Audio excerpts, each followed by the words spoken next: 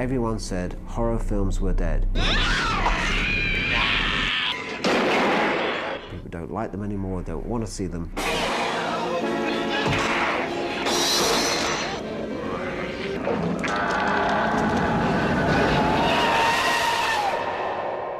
The early 80s, I started a company called Palace with my partner Nick Powell. We're all in our early 20s, we're all film nuts. We all work 24 hours a day, none of us ever really cared about anything but movies. It was very, very early days of video. And Nick asked me, he was ex-Virgin, I used to be a partner of Richard Branson, if I would be interested in starting a label based on the kind of movies I showed in my cinema. I ran and owned a cinema called the Scala Cinema in King's Cross. It was a repertory cinema, we changed the program every day. We showed movies like Eraserhead, we showed films like the John Waters films, we showed Fassbinder movies, we showed Cocteau films, Kurosawa films, and strange movies. Those kind of movies weren't really being distributed on video, so Nick asked me to go to festivals and see what's around, see what you like to put on the label. I picked up John Waters' catalogue, I bought Mephisto, I bought Fitzcarraldo. But unfortunately, we realised that the kind of audience that was there for videos in those days, in the early 80s, was really not very sophisticated. People were selling videos in those days. People were buying them from garage, from gas stations, from all sorts of like dingy places. Real under-the-counter kind of places. But what they were selling was what they called video nasties, horror movies. So I started looking at a lot of this stuff in LA. It was called Book of the Dead, and that was its first screenings in Michigan, were as Book of the Dead. They came out to Hollywood and tried to sell it to studios out here. In most cases, they couldn't even get people to look at it. New Line made them an offer, but the offer wasn't very good. No money up front at all, and worldwide rights in perpetuity. First saw The Evil Dead at a thing called the American Film Market, which happens in Los Angeles once a year, where American independent filmmakers try to find distributors for their films. AFM, they showed trash. I mean, in the early days, it was really trash. It was garage band kind of movies. It was real gonzo films. Stuff that really mainly was seen by people at home on their own while they're sharpening their chainsaws. It was my first visit there with my partner, Stephen Woolley, and he had seen it and came back to tell me very excitedly that he'd seen this terrific horror picture that had like all the elements and was bloodier than anything he'd ever seen before. And I watched the picture, and first I was quite startled at the graphicness of the violence. It was a little scary. It was like, oh my God, that, really was sort of hitting these ghouls with iron bars.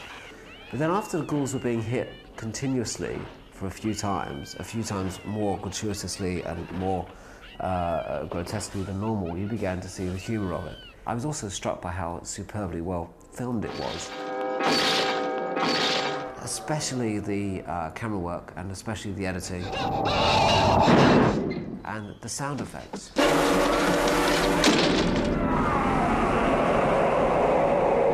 There's a beautiful shot that goes across the rafters, and as it passes the two rafters, for no reason whatsoever, it makes a noise. So it goes across these rafters and it goes wah, wah, wah. It's absurd. It's a sound. It's making the sound of a camera passing an object. I rushed out to buy it and was confronted by this old guy called Irving Shapiro. He had been in film distribution since the 1920s. Among the films he distributed over here were Nanook of the North and The Cabinet of Dr. Caligari. He had actually sold Battleship Potemkin in the 30s. This guy was a really old guy. And he looked at their picture and said, "You know, boys, it isn't Gone with the Wind, but I think I can make you a little money." The first thing he had them do was to change the title from Book of the Dead to The Evil Dead. And he was quite taken by my knowledge of cinema, my knowledge of films, and the fact that I was respecting The Evil Dead as a piece of filmmaking and not as a piece of schlock. He named a price. I went to Nick and said, okay, I want us to buy this horror film, The Evil Dead. Nick went to see it and was duly horrified. It made me jump, it made me laugh. It frightened me insofar as a 30-year-old adult can be frightened by a film. You know, Upward Chainsaw Massacre, but had a sense of humour and had great camera work. I mean, it was great, and Met the director, who was like 3 years old and was a wonderkind of this, that and the other sort, who was Sam Raimi. And I was very young. I started that company, I started Palace, I was 24 or something, 25. And this guy was younger than me. I was unheard of that there was to be somebody younger than me making a film which I thought was made in such a professional way. I think he was 22 or 23.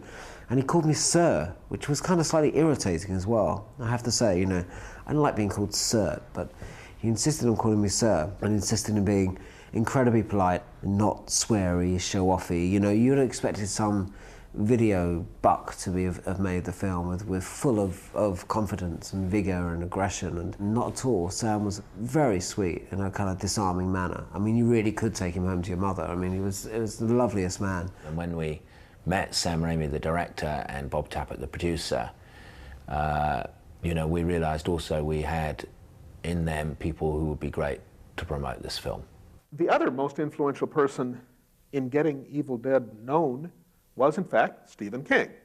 King met Sam at first thinking he was a busboy, and then saw the film, and King says, it blew him out of the back of the theater. We had a very specific idea about the kind of campaign we had. I used a guy Graham, never done a campaign in his life, a horror film, sent me some things just as a, you know, off the top. I'm at art school, here are some drawings. And he did some drawings of old horror movies that were done in a particular style. And it was a terrific poster. And Graham's first poster, you know, this kid has never done a poster in his life. That was the kind of decision we were making on The Evil Dead. It wasn't just the film itself, it wasn't us cashing in on a movie that we could do a few videos on. It actually established what Palace became.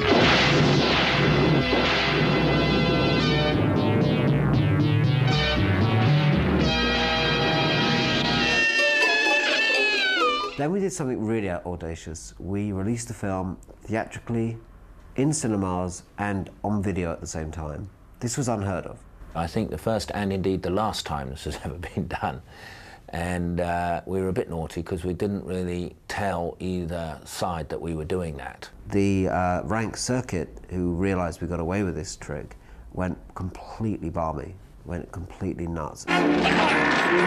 We figured that at that point, the cinema audience, the video audience, was so different and separate that we could hit both at the same time. Evil Dead was massive on video. It was the biggest renting video according to some of the magazines that particular year. It was the biggest video hit of its time, of its year. I think it sold 50,000 copies in 1 year, which at sell-through, which was I think between 40 and 50 pounds at the time. And the theatrical was also successful, but not to the same extent, but still for a horror movie, an independent horror movie that cost, you know, 10 cents, it was a massive success. Evil Dead became a landmark film in terms of people realising that video was here to stay and was a big deal. It became a landmark film for censorship, because as well as being an incredibly successful film, it became a very controversial film. The first thing I recall hearing was various shops calling up our people and reporting that they had received notices of one sort or another from the public prosecutor's office. And certainly a lot of dealers and wholesalers were being raided. It appeared on the list with another 10 video nasties, and we got swooped up with a bunch of other video nasties, including titles like The Burning, Driller Killer, SS Gestapo. I mean, titles that were pretty much more out there than Evil Dead was. Unlike some of the other movies that have been labelled video nasties, you know, this was clearly a fantasy film. You know, the undead and weird-looking incarnations, and therefore, in a way, not nasty. But I've never been a believer in censorship for anybody who is of age. I'm not very pro-censorship.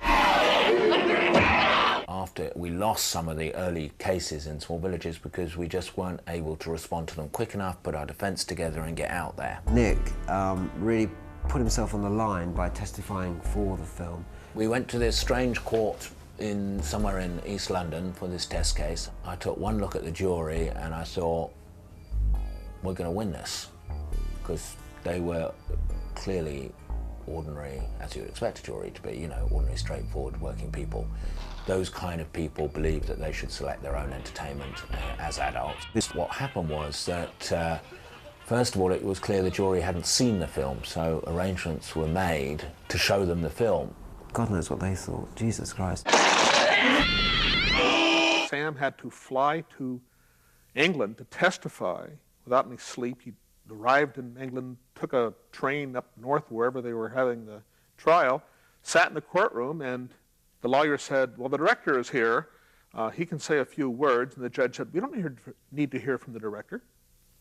So Sam got back in the train and came back in the plane and came back to the States without ever having testified. It was that the judge, you know, summoned us over and said he had watched the film and he didn't think there was a case for us to answer. Video, as I say, boomed so big so quickly that when it was this sort of annoying little thing, what, you know, sort of like, you know, it was just like, oh, it will go away, oh, it's just, it doesn't matter, who cares, it's just a bunch of perverts. And suddenly when Evil Dead hit so big, and suddenly the cinema chain's going, whoa, what's happening here? How many units of that have they sold of that? But this is a respectable film, we're showing it in our cinemas, this is crazy, we've got to protect our industry, we can't let these little guys make money. And you know, when Star Wars and all the other movies being released on video, and suddenly the majors are saying they're making money, it was kind of a slight suppression of the independents. So on one hand, it was partly a censorship thing, but I think more importantly, it was how the majors wrested control again. Okay, let's arrest some of them. Let's get them banged up. What happened was they introduced the Video Recordings Act. But a lot of smaller companies got whacked, you know, into the ground because of that Video Nasties bill. And it took some time before the Evil Dead was given a video certificate under the new act. After the success of the Evil Dead, we had always had as a company policy an attitude towards filmmakers. We wanted to encourage filmmakers to feel that we were part of their family and they were part of ours. So we wanted Sam's next films. I mean, you know, that was it. We was a big success with Evil Dead 1. You know, we wanted Evil Dead 2 not simply to court controversy, but because we saw him as a filmmaker and part of our family.